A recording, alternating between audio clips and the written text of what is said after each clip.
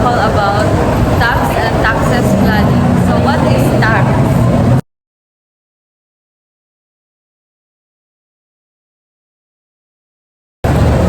So the purpose of taxation is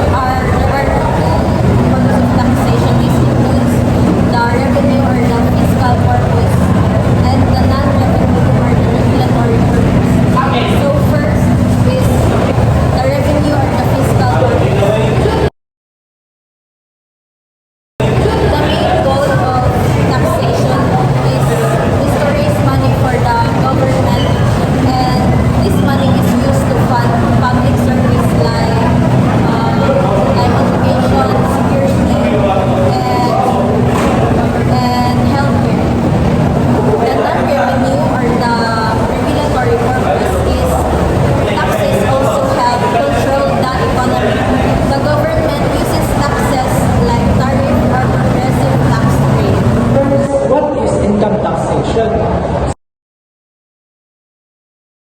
So, income taxation is a direct tax imposed on the income of individuals and entities.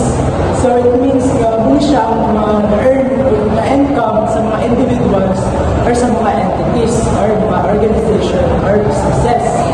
So, income taxation can be divided into main categories: individual taxation and non-individual or corporate taxation. So first is individual taxation. So individual taxation applies to the income earned by individuals within a specific jurisdiction.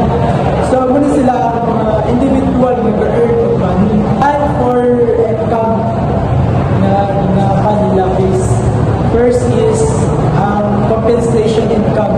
Muna sila ang mga employee mag-earn of money. And business income, yung mga sole proprietorship, mag-earn ko ng money. And professional fees, dun sila mag-earn ng income ng mga professional, which is doctors, lawyers, and consultants. Second is non-individual or corporate taxation.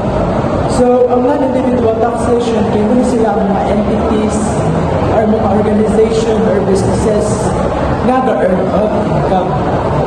And kanina mga taxes, gatabang siya na ma-maintain ang government operation and fund public programs. Types of taxes under income taxation. So first, capital gain tax. Makuha niya siya from profits na ginabaligyan mo na taxable na assets from estates, stocks, or anything else na taxable siya. So for example, nakatuloy kapital na 1 million. So ang 1 million, akong ipalit siya o land nga taxable. So naka-gain ko 1 million.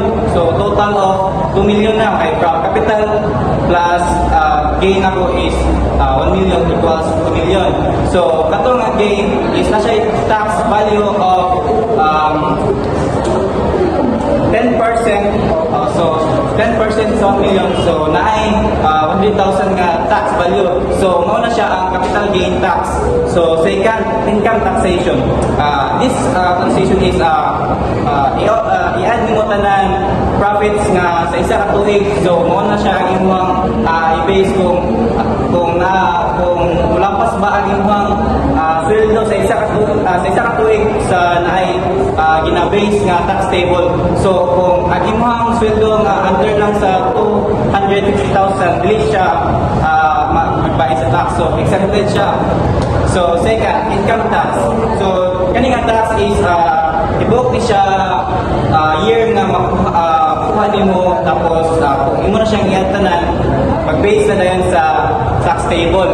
So kung ang imong income dili mo abot og 250,000, dili ka magbayad og tax.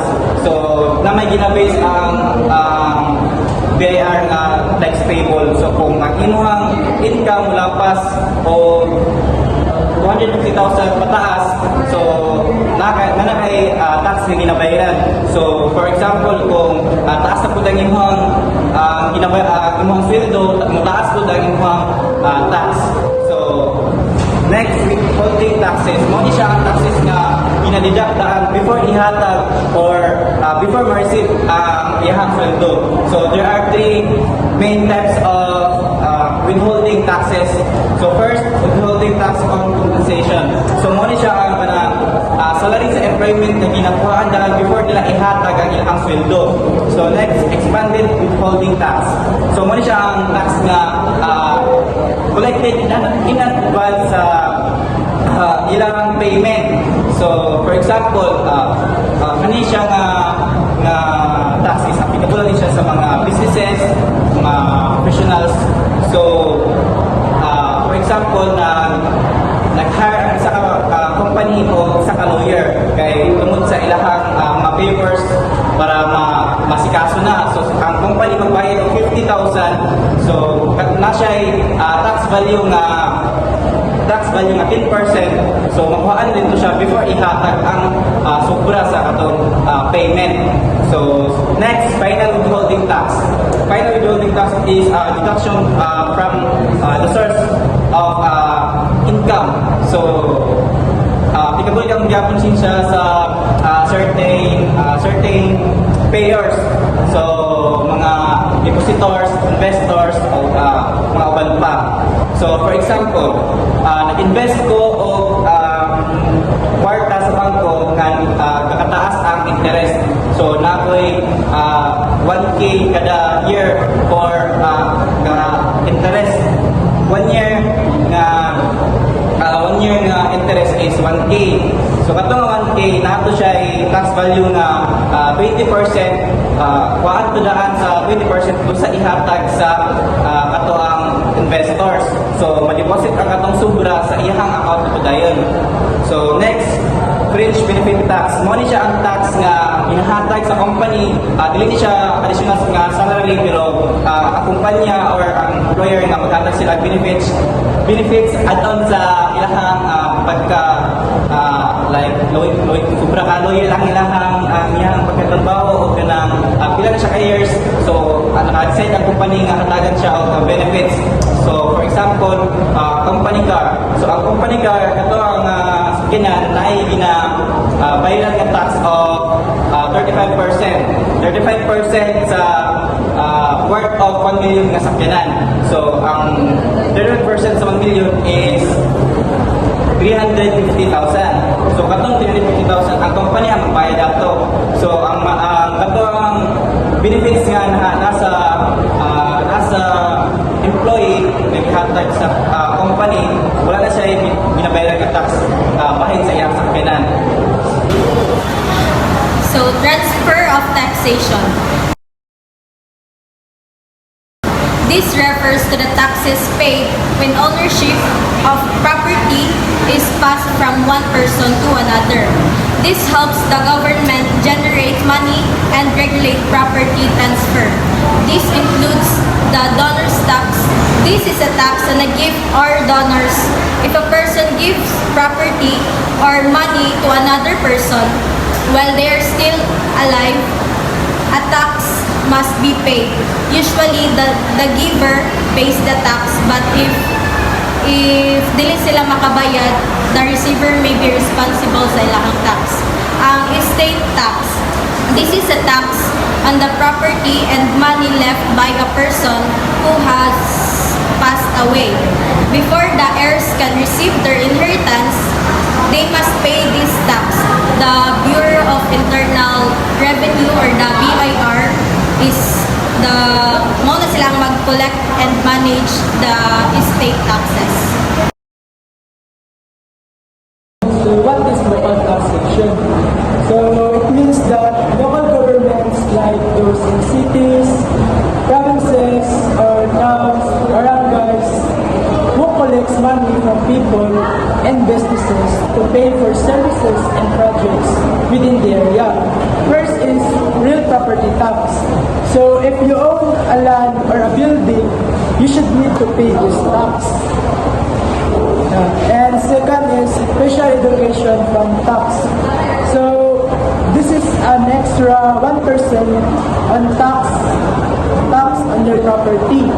So it means nga katoy mo ginabayad sa real property property tax, makaan to siya og 1% dito nga ibutang sa special education fund tax.